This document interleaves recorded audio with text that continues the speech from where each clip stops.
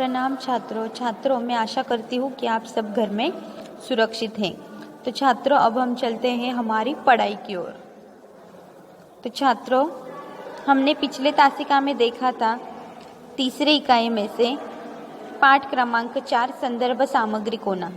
तो छात्रों, मैं आशा करती हूँ कि वह पाठ आपको समझ में आए। तो आज हम देखने वाले हैं पाठ क्रमांक 5 अपनी प्रकृति।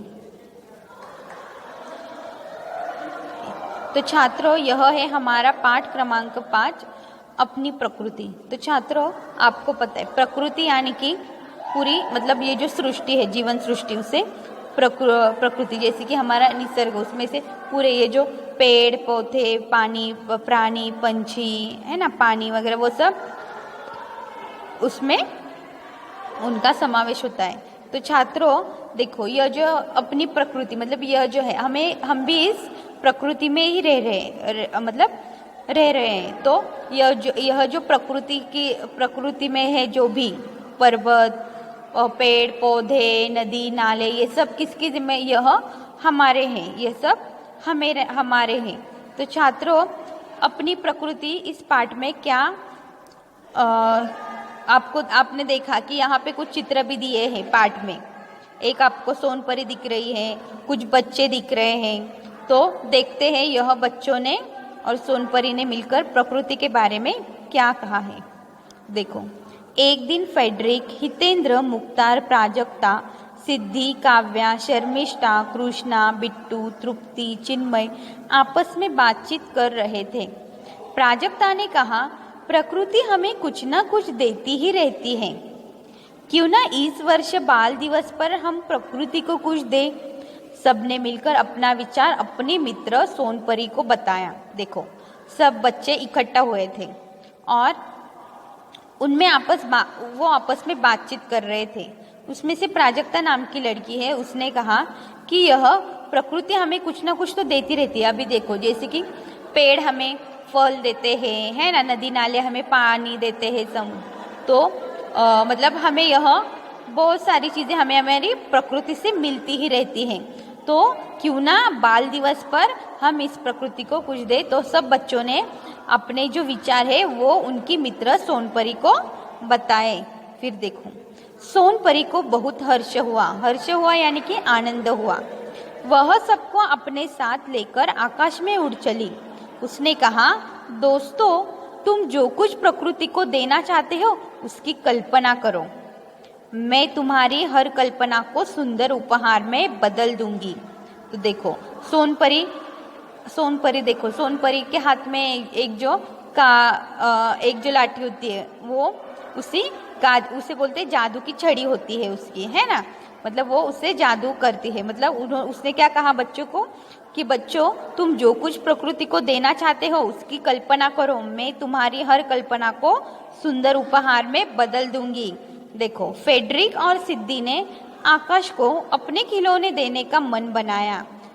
फेडरिक और सिद्धि ने अपने जो भी खिलौने थे वो उन्होंने आकाश को देने को उनका आकाश में देने का मन किया। फिर देखो, वह सोचते ही खिलौनों ने बादलों का रूप ले लिया। वो सोचते ही थे, तभी खिलौनों ने बादलों का रूप ले लिया। उसके बाद देखो, काव्या और हितेंद्र ने पर्वत को चॉकलेट देने की इच्छा व्यक्त की। पर्वत को उन्होंने चॉकलेट देने की इच्छा व्यक्त की और यह इच्छा शानदार वृक्षों में बदल गई। देखो, तो उन्होंने क्या इच्छा व्यक्त की थी कि हम दोनों चॉकलेट देंगे पर्वत को, और वह उनकी इच्छा व्यक्त करने ही यह इच्छा उसका शानदार रूप में वृक्षों में बदल गई। देखो, शर्मिष्ठा एवं कृष्णा पृथ्वी को अपनी चूड़ियां पहनना चाहती थी।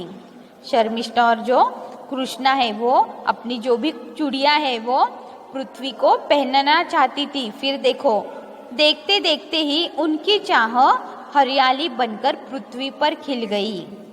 फिर देखो, तृप्ति और चिन्मय ने अपनी अपनी रंग पेटी आसमान को देने का मन बनाया। फिर तृप्ति और चिन्मय ने क्या किया, अपनी जो रंग पेटी है जिससे हम लोग चित्रकला के जो पेपर चित्र जिसमें हम चित्रों में रंग भरते हैं, वो रंग पेटी उन्होंने आसमान को देने का मन बनाया और कुछ ही क्षणों में सारा आसमान कई रंगों की छटाओं से भर गया। देखो, तुरंत आसमान टिमटिमाते तारों से भर गया।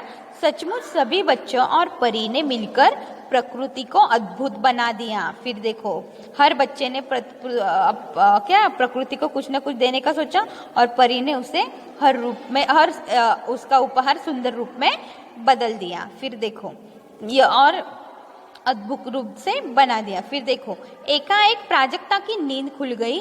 उसने खिड़की से बाहर झांका तो पाया कि प्रकृति वैसी ही दिख रही है जैसे उसने अभी अभी सपनों में देखी थी। देखो तो, लेकिन यह कुछ हकीकत थी क्या? नहीं, तो यह एक सपना था। किसने सपना देखा था? यह प्राजक्ता ने सपना देखा था और उसे लगा कि उसे लगा कि वह सच हो रहा है, लेकिन वो एक सपना था। फिर उसने आँख खोलने के बाद फिर उसने खिड़की के बाहर देखा तो सब जैसे कि वैसे ही था, और लेकिन वो क्या था? वो उसका सपना था।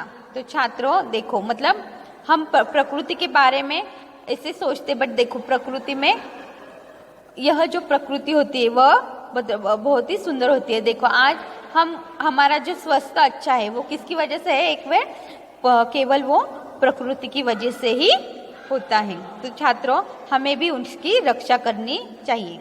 फिर देखो, तो छात्रों, मैं आशा करती हूँ कि यह पाठ आपको समझ में आए। तो अब हम मिलते हैं अगले तासिका में। धन्यवाद।